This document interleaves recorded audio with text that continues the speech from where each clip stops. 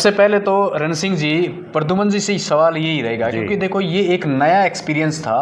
और आपकी उम्र कितनी हुई, और आप एक सेल्फ इंट्रोडक्शन दें सबसे पहले तो प्रद्युमन जी। मैं प्रद्युमन जोशीला, मेरा मूल जो गांव है वो गांव कंवारी, और अभी वर्तमान में मैं पिछले काफ़ी समय से आज़ाद नगर जो नलवा विधानसभा क्षेत्र में पड़ता है उसमें रहता हूं।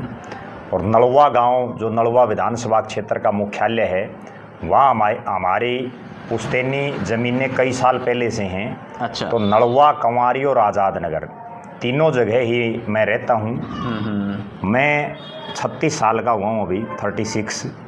और इस 36 साल की उम्र में मैंने अपना जब से होश संभाला है तब से विभिन्न प्रकार के सामाजिक और राजनीतिक गतिविधियों में हिस्सा, पत्रकारिता के माध्यम से हिस्सा लेते हुए बहुत कुछ समाज के लिए मैंने किया है। ये जो चुनाव था, ये चुनाव लड़ने का भी उद्देश्य मेरा जो था वो मैंने इस चुनाव में हासिल किया है।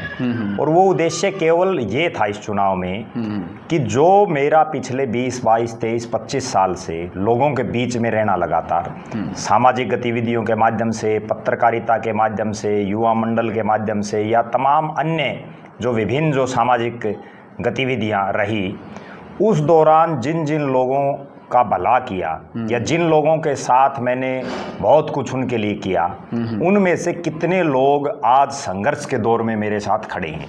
क्योंकि मैंने तो, मेरा जो ये पूरा जीवन काल है इसमें पहली बार लोगों की आवश्यकता पड़ी है, वरना तो आज तक 36 साल का जो मेरा जीवन है इसमें जब से मैंने होश संभाला है तब से मैं इसी तरह की सामाजिक गतिविधियों में लगातार सक्रिय रहा हूँ। अब मुझे ये देखना है, और वो 8 तारीख को तो सबके सामने आएगा, लेकिन मुझे पहले से आभास हो चुका है मुझे हर चीज़ का। क्योंकि अगर मेरे अंदर इतना आईक्यू लेवल नहीं है, मैं शक्ल देख करके ये बता देता हूँ कि ये फलां व्यक्ति अपने को वोट करेगा या नहीं करेगा, और इसने मेरे को वोट किया है या नहीं किया। मैंने अपने जीवन काल में बहुत से MLA बनाए, बहुत से MP, मंत्री, पता नहीं किसकी कहाँ क्या क्या मदद की। अब इस चुनाव में मेरी किन लोगों ने किस स्तर पर मदद की, वो हर चीज़ मैंने नोट की है। और ना केवल वो मेरे दिमाग में, बल्कि मैंने उसके लिए 2 रजिस्टर बाकायदा चुनाव जब से शुरू किया था मैंने, अच्छा, तभी लगा दिए। और दोनों रजिस्टरों में, एक रजिस्टर में मैं बिल्कुल ओपनली कहता हूँ डाडा साहब, एक रजिस्टर में उन लोगों का नाम है जिन्होंने मेरी इस चुनाव में मदद की, चाहे उन्होंने वोट डाला, चाहे उन्होंने सपोर्ट की, चाहे उन्होंने किसी भी तरह से कोई मोरल सपोर्ट की। और दूसरा रजिस्टर उन लोगों का है जिन्होंने पिछले 22, 23, 25 साल में मुझसे काम करवाए। अच्छा। उनकी जगह जगह मैंने मदद की।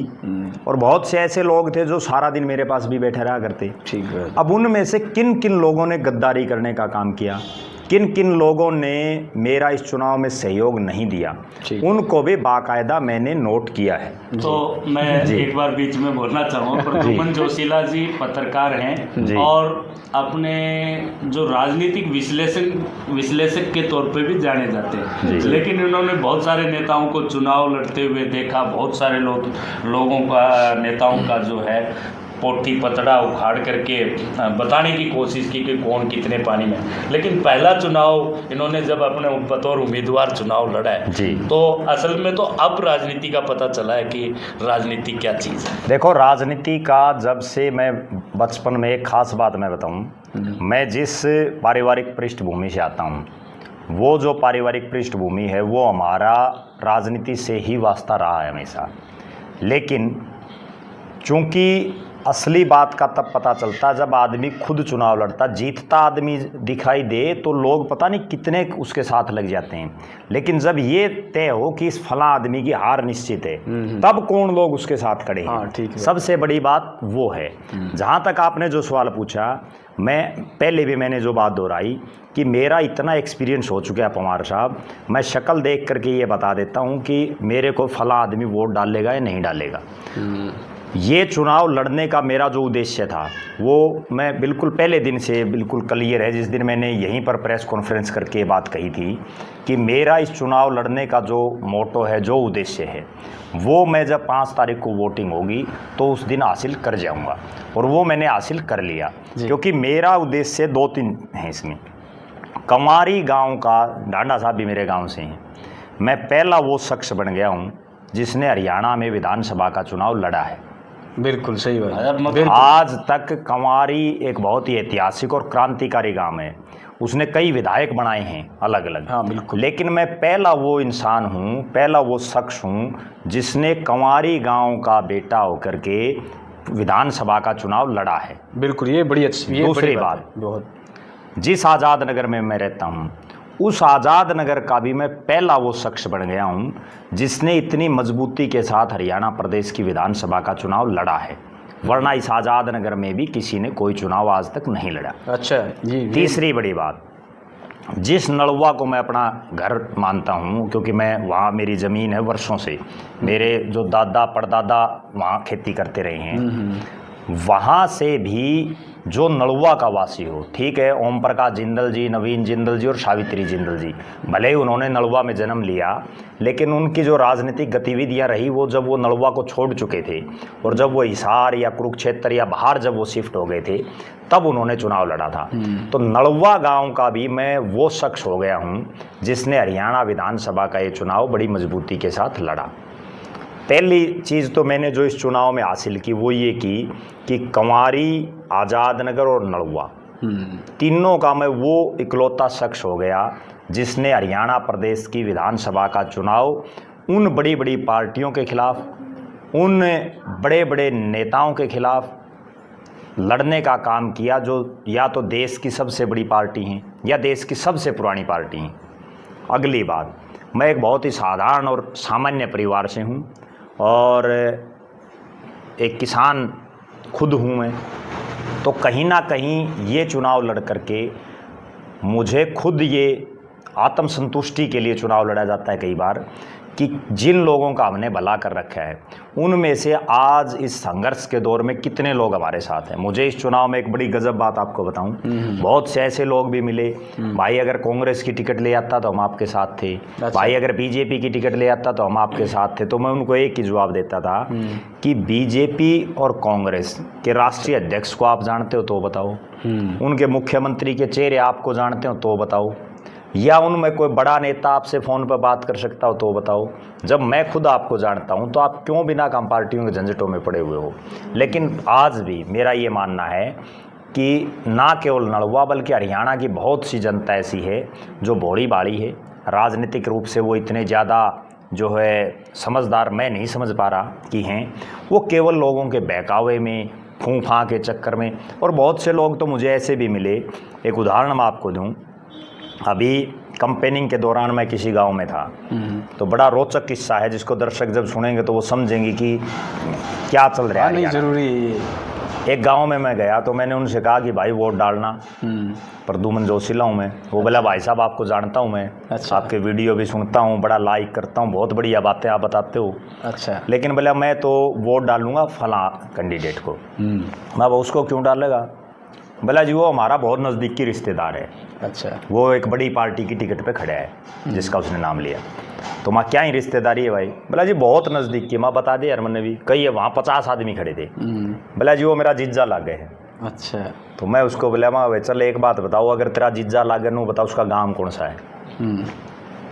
उसने उसका जो गांव था उसकी बजाय कोई 50-100 किलोमीटर दूर का कोई गांव का नाम ले दिया। अच्छा। बोला जी वो तो फलाना गाँव का है। मैं हमारा भले मानस, तू उसके न रिश्तेदार बनाने लग रहे है, उसको यूँ कहे कि मेरा जीजा है और वो उस गांव का ही नहीं है। तो न जब यूँ ही नहीं पता तो बिना काम की बात करने का फ़ायदा नहीं ना। लास्ट में फिर उस आदमी ने ये माना कि भाई हम तो केवल यह जो चकाचौंध चल रही है ना इसके में अंधे हो रहे हैं। तो इस तरह की लोगों की आज भी ये मानसिकता बन चुकी है कि वो ना प्रत्याशी देख रहे।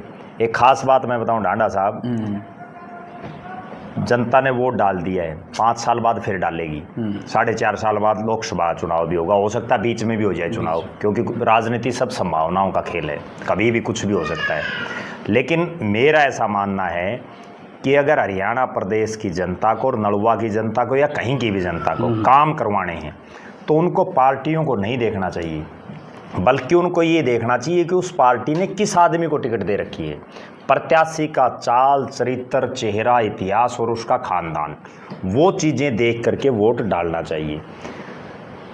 कुमार विश्वास एक बहुत बड़े कवि रहे हैं, तो उनका मैं एक वीडियो देख रहा था जिसमें वो उनसे एक एंकर पूछ रहे हैं कि कैसे आदमी को वोट देना चाहिए।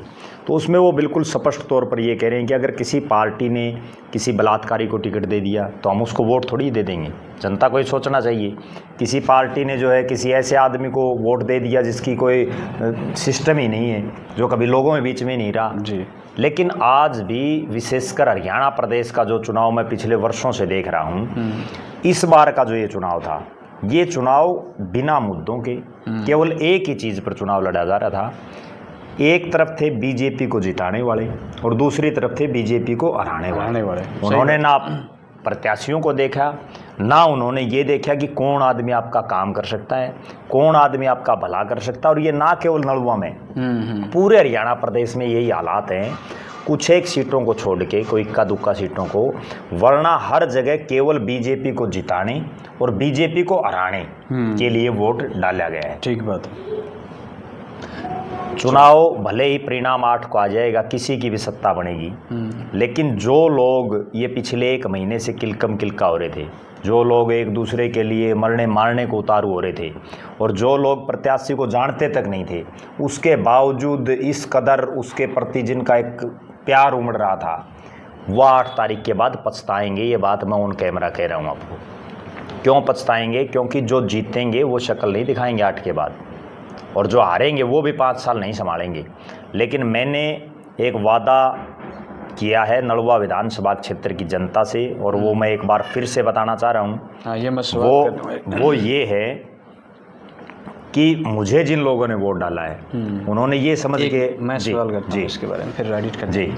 अच्छा चलो प्रद्युमन जी, बहुत सारे प्रचार के दौरान जो रंग आपने देखे हैं जी, जनता के साथ बीच में जो आप लोग गए जी, तो एक जैसे भाई चलो ये बीजेपी कांग्रेस का एक चुनाव इसको इस बार है ना पब्लिक ने लड़ा है जी, ऐसे ही करके वोटिंग करी है जी।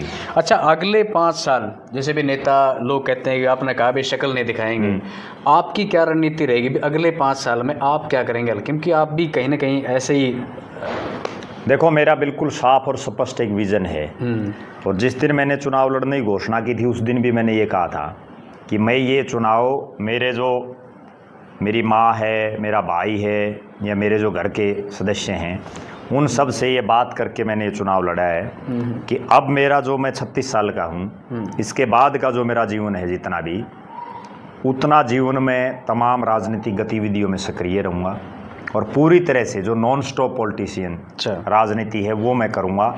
जहाँ तक नलवा विधानसभा की बात है, जिन लोगों ने मुझे वोट डाला है, मैं चुनाव हारूं जीतूं ये कोई मायने नहीं रखता जी, लेकिन जिन लोगों ने मुझे वोट डाला है उन सब का पूरी ज़िंदगी में एहसानमंद रहूँगा।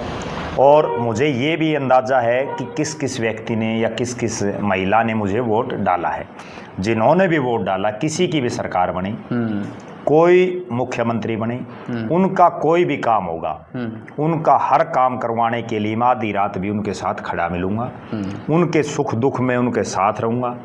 दूसरी बात, जिन लोगों ने मुझे अपना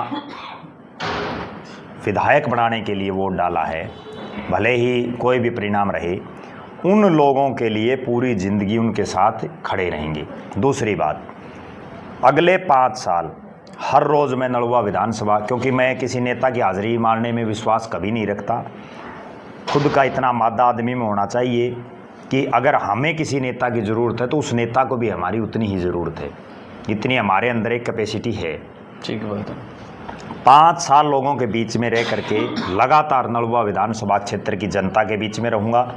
जिन लोगों ने मेरे साथ इस चुनाव में गद्दारी की है, वो चाहे नलवा विधानसभा क्षेत्र के हों और चाहे हल्के से बाहर के हों, जिन्होंने बड़ी बड़ी बातें की और जिन्होंने पिछले 20-30 साल से जो मुझे लगातार जो है मेरे माध्यम से काम करवाते रहे, उन सबको भी पूरी ज़िंदगी में याद रखूँगा। और जिन मतदाताओं ने किसी वजह से मुझे वोट नहीं डाला, क्योंकि इस बार परिस्थितियाँ ऐसी थी कि बीजेपी को हराने और बीजेपी को जिताने वाले मतदाता ज़्यादा थे, उन सब लोगों का भी कोई भी काम हो उसके लिए मैं आधी रात को खड़ा मिलूँगा उनके साथ। भले ही हल्के का जो विधायक बनेगा वो उनके काम आए ना आए, लेकिन मैं उनके साथ खड़ा मिलूँगा जी, ये बिल्कुल स्पष्ट है जी। अच्छा जी, मेरे ख्याल से जब नामांकन भरने वालों में भी शायद आपका पहला नंबर था, क्यों ऐसा ही था क्या? शायद मुझे इतना तो दिमाग में अभी ध्यान नहीं है कि पहला था, लेकिन इतना ज़रूर है कि पूरे हरियाणा प्रदेश में चुनाव लड़ने की घोषणा करने वाला मैं पहला था। अच्छा, जिसने चुनाव लड़ने की घोषणा की थी, क्योंकि और लोग तो विभिन्न पार्टियों की गुलामी करते हैं, वो तो पार्टियों की टिकट की बात देख रहे थे। वो ये देख रहे थे कि हमें फलां पार्टी टिकट दे देगी, हम फलां पार्टी की टिकट के इंतजार में थे, और किसी को एक आध को टिकट नहीं मिली, उन्होंने फार्म भी भरा। लेकिन एक बहुत बड़ी बात मैं और बताना चाहता हूँ ढांडा साहब, बहुत से लोगों ने इस चुनाव में ये भी प्रचार किया कि प्रद्युमन जोशीला बैठ जाएगा, प्रद्युमन जोशीला जो है चुनाव नहीं लड़ेगा आखिरी तक, वो किसी का समर्थन कर देगा, कोई बड़ा नेता आकर के उससे बात करेगा तो वो जो है उसको समर्थन कर देगा। लेकिन मेरा पहले दिन से क्लियर विजन था, ना बिकेंगे, ना झुकेंगे, ना रुकेंगे, चुनाव हर हालात में लड़ेंगे, परिणाम कोई भी हो। और आज ऑन कैमरा में एक बार फिर से एक बात कहना चाह रहा हूँ आप ढांडा साहब और पवार साहब के माध्यम से, कि 2029 का या 2024 के बाद जब भी चुनाव होगा, ठीक है, हो सकता मध्यावधि चुनाव हो जाए, कोई बहुत बड़ी बात नहीं है, क्या पता क्या हालात बने राजनीति में, अगला जो चुनाव होगा वो भी पूरे दमखम से लड़ेंगे और पूरी जीत के लिए लड़ेंगे। और इस बार जो कोई कमी रह गई, क्योंकि मुझे भी पता है कहाँ कहाँ कमियाँ रही हैं, उन सब कमियों को दूर करते हुए अगला चुनाव पूरे ज़ोर शोर से फिर से लड़ूंगा। और जो लोग इस दौर में मेरे साथ जुड़ना चाहते हैं उन सब का भी स्वागत है, लेकिन जुड़े वहीं जो आखिर में गद्दारी ना करें। ठीक बात। जोशीला जी, जिस तरह से चुनाव की एकदम से घोषणा हुई और चुनाव लड़ने के लिए आप मैदान में, तो क्या समय आपको और मिलता तो इसका प्रभाव और ज़्यादा? देखो, ये बिल्कुल निश्चित बात है, इसमें कोई दो राय नहीं है, क्योंकि जिस दिन मैंने चुनाव लड़ने की घोषणा की उस दिन ऐसी संभावनाएं थी कि हरियाणा में महाराष्ट्र के साथ चुनाव होगा और वो नवंबर या दिसंबर तक होगा। लेकिन एकदम से एकाएक चुनाव घोषित हुआ, और चुनाव घोषित जैसे ही हुआ सारी परिस्थितियां एकदम बदल गई। और उन परिस्थितियों में एक ख़ास बात जो देखने को इस चुनाव में मिली वो ये मिली कि बहुत से मतदाता ऐसे थे जो किसी को जिताने के लिए वोट नहीं डाल रहे थे, वो दूसरे की रड़क निकालने के लिए वोट डाल रहे थे। किसी को कांग्रेस का प्रत्याशी पसंद नहीं था तो वो ये चाह रहे थे कि कांग्रेस वाला कैसे आ रहे, तो उसने बीजेपी वाले को वोट दे दिया। किसी को बीजेपी का प्रत्याशी पसंद नहीं था, वो ये चाह रहे थे कि ये कैसे आ रहे, उसने कांग्रेस को वोट दे दिया। क्योंकि अंदाज़ा लग जाता है इन सब चीज़ों का। और जहाँ तक आपने एक बात कही कि समय कम मिला, अगर ये समय 2 महीने का मिलता तो हो सकता है परिणाम कुछ और भी होते। प्रद्युमन जी, जिस तरह से हरियाणा के अंदर बहुत सारे निर्दलीय उम्मीदवार जीत करके आते हैं, वहाँ पार्टी आड़े नहीं आती, चाहे वो कांग्रेस है, चाहे बीजेपी है या अन्य पार्टी, लेकिन क्या वहाँ पे उम्मीदवार की अपनी एक छवि नजर आती है? देखो, निर्दलीय जो चुनाव जीतता आदमी कैसे है, चुनाव में एक नैरेटिव सेट हो जाता है, अलग अलग हल्के की अलग अलग एक तासीर होती है। मैं आपको दर्शकों को एक हल्का बताता हूँ। पुंडरी विधानसभा ऐसा हल है जो कैथल जिले में, जिसमें 6 टर्म से लगातार इंडिपेंडेंट चुनाव जीत रहे हैं। रणधीर सिंह गोलन जो अभी सिटिंग एमएलए रहे निवर्तमान, वो 3 बार बीजेपी की टिकट से उन्होंने चुनाव लड़ा, तीनों बार हार गई। चौथी बार बीजेपी ने उनकी टिकट काट दी, भैया जीत तो सकता नहीं, और वो इंडिपेंडेंट जीत गया। और इस बार भी ऐसे हालात हैं पुंडरी में कि जो, क्योंकि भले ही मैं नलवा से चुनाव लड़ रहा था, लेकिन मेरी नज़रें पूरे हरियाणा की 90 की 90 सीटों पर थी। तो पुंडरी में आज भी ये हालात है कि इंडिपेंडेंट वहाँ चुनाव जीत सकता है, और जीतने के हालात में है। हो सकता है वो रिकॉर्ड 7वीं बार कायम हो जाए। एक उदाहरण और देता हूँ आपको, बरवाड़ा हमारे बिल्कुल पड़ोस में। अच्छा, पुंडरी में आज तक ये हुआ है? पिछले 6 साल 6 योजना से लगातार, दूसरी वीडियो में डिस्कस करेंगे, लगातार इंडिपेंडेंट। फिर हाँ, जैसे एक उदाहरण और दूँ आपको बरवाड़ा का। बरवाड़ा दोबारा किसी को रिपीट नहीं कर रहा है, और इस बार भी ऐसा लग रहा है कि परिणाम वही होगा। तो अलग अलग विधानसभा की अलग अलग तासीर है। अच्छा जी, प्रद्युमन जी ये बताओ, जैसे भी चुनाव लड़ना सबके वश की बात नहीं है, क्योंकि इसमें सब कुछ चाहिए भी, टीम भी चाहिए, कैंपेनिंग के लिए पैसा भी चाहिए, और जैसे कहें कि भी हर तरीके की आदमी के पास में कैपेबिलिटी होनी ज़रूरी है। मैनेज कैसे किया भाई, इतना बड़ा विधानसभा का चुनाव, कोई सरपंच का चुनाव थोड़ा है? सबसे बड़ी बात मैं आपको बताऊं ढांडा साहब, जो मैं आपको अभी बता रहा था कि कंवारी, आज़ाद नगर और नलवा का वो शख्स बन गया हूं मैं जिसने ये चुनाव लड़ा। ठीक बात है। चुनाव लड़ना बड़ा टेढ़ी खीर है। एक आदमी सरपंच का चुनाव लड़ते हुए भी सोचता है। और चुनाव लड़ना तब और ज़्यादा टेढ़ी खीर है जब आपको ये पता है कि परिणाम ये रहेगा। हाँ। ठीक सबसे बड़ी बात ये होती है, आदमी को जब ये पता है कि ये परिणाम रहना है, तब कोई आदमी अगर चुनाव फाइट करता है तो वो उसका एक खुद का, उसने आज तक क्या किया है और खुद की उसकी कितनी कैपेसिटी है। ये अगर मैंने चुनाव लड़ा, एक और बड़ी ख़ास बात मैं आपको बताऊं, मुझे जितने वोट मिलेंगे, मुझे पता भी है कितने मिलेंगे, लेकिन मैं परिणाम से पहले ऑन कैमरा नहीं कहना चाहता। ठीक बात है। जो मुझे वोट मिलेंगे वो मेरे खुद के मेहनत, संघर्ष के बल पर, बिल्कुल। और मात्र 5 महिला जिनकी टीम थी, अच्छा। और 8 आदमी, मात्र 13 आदमियों की टीम के बलबूते मुझे ये वोट मिलेंगे। और मैंने इस चुनाव में पूरे 50 गांव, 54 पंचायत पड़ती है नलवा हल्के में, अच्छा। और जो शहरी क्षेत्र है उसको 2-2, 3-3 बार डोर टू डोर किया है। हर मतदाता तक मैं मिला हूँ। अच्छा। हर मतदाता से मिल करके मैंने अपनी बात रखी है। हालांकि बहुत से लोगों को वो चीज़ें, चूंकि वो पार्टियों का उनके ऊपर जो है किस तरह का उनका ब्रेन वॉश हो चुका था कि उनको समझ नहीं आ रही थी बहुत से लोगों को, लेकिन फिर भी जितने लोगों को आएगी, कम से कम वो लोग तो ऐसे हैं जो नलवा विधानसभा क्षेत्र में स्वाभिमानी और ज़मीर वाले हैं, वो किसी के दब्बू नहीं है। जिन लोगों ने मुझे वोट, मैं तो बिल्कुल ओपन कहता हूँ कि मैं एक स्वाभिमानी और ज़मीर वाला आदमी हूँ, जो ना बिका, ना झुका, ना कहीं टिका रुका। यहाँ एक पूर्व मंत्री जो कई बार का विधायक रहा, जिसने जो चौधरी ओम प्रकाश चौटाला और चौधरी देवीलाल की सरकार में बड़े ताकतवर रहे, चौधरी भूपेंद्र सिंह हुड्डा की सरकार में वो एमएलए रहे, और उन्होंने फार्म भरा, बड़ी फूंफा की, ड्रामेबाजी की, और उस ड्रामेबाजी करने से पहले भी मैंने ये बतादिया था जो उनके कार्यकर्ता थे कि आपका ये आदमी चुनाव नहीं लड़ सकता, क्योंकि चुनाव लड़ने के लिए सबसे बड़ी बात है जिगरा चाहिए, चुनाव लड़ने के लिए एक जुनून चाहिए, चुनाव लड़ने के लिए एक हिम्मत चाहिए, और चुनाव वही आदमी लड़ सकता है जो गुलाम ना हो। और उन प्रोफेसर संपत सिंह जिनका मैं जिक्र कर रहा हूँ, प्रोफेसर संपत सिंह ने कार्यालय खोला, नॉमिनेशन कराया, पूरी फूंफा की, ड्रामेबाजी की, और आखिरकार एकाएक जैसे ही दीपेंद्र सिंह हुड्डा आए, उन्होंने जो है तुरंत सरेंडर कर दिया। अब जिन लोगों ने एक उम्मीद जिन लोगों की थी कि प्रोफेसर संपत सिंह चुनाव लड़ेंगे और हम उन्हें वोट डालेंगे, वो कहाँ जाएंगे? ठीक बात है। क्या उन्होंने किसी आदमी से ये पूछा कि मैं फार्म भरूं या नहीं भरूं? क्या किसी आदमी से ये पूछा कि मैं अब फार्म निकलवा लूँ या नहीं निकलवाऊँ? मैं आगे राजनीति क्या करूँगा? नेता जो है, मैं कोई नेता नहीं हूँ। मैं एक स्पष्ट बात और बताऊँ, मैं आज भी एक बहुत ही सामान्य और साधारण आदमी हूँ, और ना मैं कभी नेता बनूँगा, क्योंकि नेता जो है वो ज़्यादातर झूठी बातें करते हैं, ज़्यादातर हवा हवाई बातें करते हैं। एक ख़ास बात मैं और बताता हूँ, नेता ये कहेंगे कि वर्कर सम्मेलन, कार्यकर्ता सम्मेलन, मैं किसी को मेरा अपना कार्यकर्ता बनाना चाहता, ना मैं किसी को बनाऊंगा। सब मेरे भाई हैं, सब मेरे साथी हैं। कार्यकर्ता का मतलब या वर्कर का मतलब क्या होता है? वर्कर का है कि जो उसकी वर्करी करता है, एजेंट हो गया वो। ठीक है, वो तो एक तरह से उसका गुलाम टाइप का सिस्टम हो गया। जबकि हमें तो ये चाहिए कि हम कोई कार्यकर्ता या वर्कर ना बना करके अपने साथी बनाएं, अपने सहयोगी बनाएं, वो सबसे बड़ी बात है। अब जो वर्कर हैं, वर्कर का मतलब ये थोड़ी है कि आप उनके किसी के बंधुआ मजदूर हो, आपको सैलरी थोड़ी दे रहा है। मैं तो केवल अपने साथी सहयोगी बनाऊंगा, और वो साथी सहयोगी वो होंगे जिनके सुख दुख में मैं शामिल होऊंगा, मेरे कहीं कोई वो होगी तो वो शामिल होंगे। मैं तो एक परिवार को जोड़ना चाह रहा हूँ। जबकि वो वर्कर सम्मेलन, कार्यकर्ता सम्मेलन, उनकी सोच इतनी संकुचित है नेताओं के आज के दिन कि वो केवल अपने जो गुलाम पैदा करना चाहते हैं।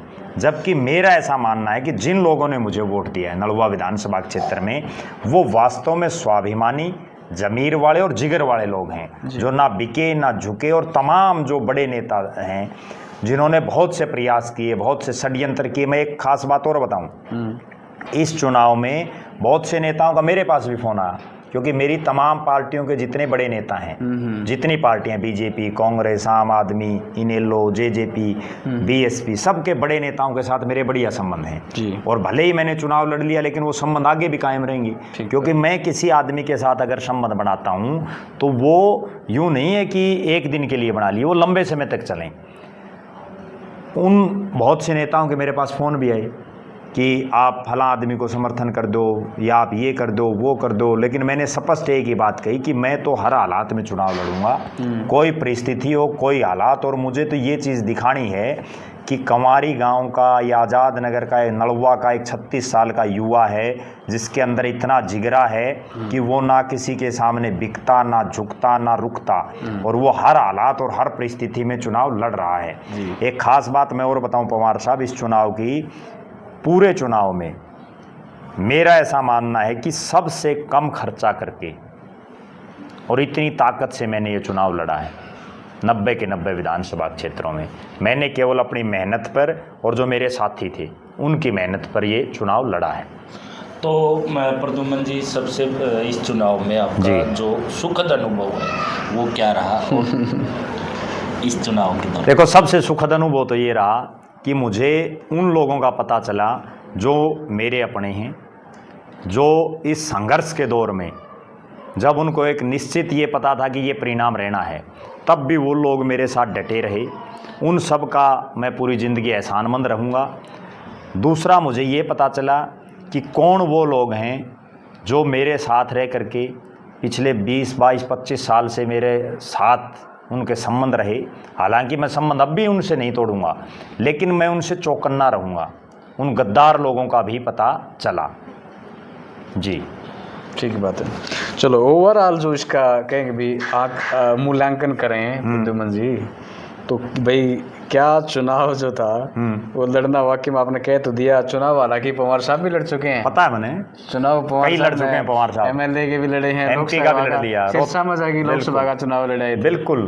तो ये जिगरा चाहिए ठीक बात, चुनाव लड़ने के लिए। और इनकी तो गजब की बात है कि इन्होंने तो मोटरसाइकिल पे प्रचार करा, पहले साइकिल पे करा अपना प्रचार। बिल्कुल ये बिल्कुल। नहीं, ऐसे लोग इतिहास के पन्नों में जब इतिहास लिखा जाएगा तो इनका नाम आएगा। बिल्कुल। एक खास बात और सुनो, जब चुनाव हमने लड़ लिया, चाहे पवार साहब ने लड़ लिया, मैंने लड़ लिया, जो भी आदमी इलेक्शन कमीशन की साइट खोलेगा, जब भी ये आएगा कि इस विधानसभा से किसने चुनाव लड़ा है, इस लोकसभा से किसने लड़ा है, तो उसमें प्रद्युम्न जोशीला और रण सिंह पंवार का नाम दर्ज मिलेगा। बिल्कुल बिल्कुल, वो एक बहुत बड़ी बात है। बहुत बढ़िया। कहने को तो लोग पता नहीं गांव में मेमोरी का चुनाव नहीं लड़ सकते। ठीक बात है। और कुछ एक लोग ऐसे भी हैं, मुझे इस चुनाव में ऐसे लोग भी मिले। आपको एक और ख़ास बात बताऊं, हालांकि किसी की मेरे मुंह पर कहने की तो हिम्मत है नहीं, क्योंकि उनको ये पता है कि ये कौन आदमी है, लेकिन बहुत से ऐसे लोग भी मिले कि भाई ये तो बैठ जाएगा, या इसको तो 100 वोट आएंगे, इसको 50 वोट आएंगे, लेकिन उन मूर्ख, मैं तो मूर्ख मानता हूं उनको, उन मूर्खों को ये नहीं पता कि मेरा तो वोट एक ही है, इसके अलावा जितने वोट आएंगे कहीं भी, वो उन्हीं के तो आएंगे जो मेरे साथ जुड़ेंगे। अगर एक से ऊपर किसी का भी वोट आया तो वो कम से कम मेरा एक प्लस पॉइंट है। इतने लोग तो ऐसे हैं जो मेरी विचारधारा से या मेरे से सहमत हैं, लेकिन वो मूर्ख लोग केवल फेसबुक या जिनको एक व्हाट्सएप यूनिवर्सिटी जो बोलते हैं, उस तरह के लोग हैं जिनको कोई ज्ञान है नहीं।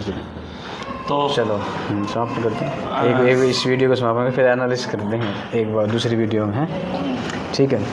तो मैं करूँ क्या, आप करोगे? बोलो। कर दो, आप करो। ठीक है। तो प्रद्युम्न जी तो हमारे साथ जुड़े थे, प्रद्युम्न जोशीला जी।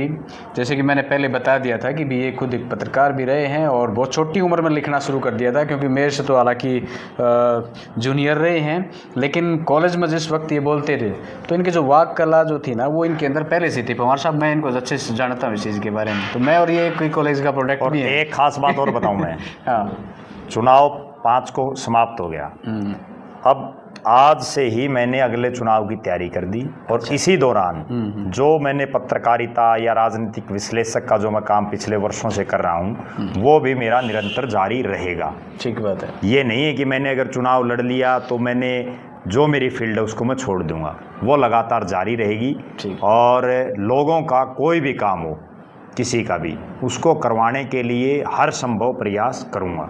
बहुत बहुत धन्यवाद। आपने अपनी चुनावी यात्रा बताई, राजनीतिक का जो एक नया अनुभव था, खास करके देखो, राजनीतिक बातें करना एक अलग चीज़ है, राजनेताओं के साथ रहना एक अलग चीज़ है, लेकिन राजनीति के अंदर खुद को उतारना, और पहला इलेक्शन, और वो भी बड़े बड़े नेताओं और बड़ी बड़ी पार्टियों के खिलाफ, और एक अच्छी एक लहर के बीच में अपने आप को स्थापित कर पाना, कहीं ना कहीं ये समझते हैं कि बहुत बड़ी अपने आप में एक उपलब्धि है। तो प्रद्युम्न जी, आप हमारे साथ जुड़े, आपका बहुत बहुत धन्यवाद। पवार साहब, आपका भी बहुत बहुत धन्यवाद। बहुत बहुत धन्यवाद।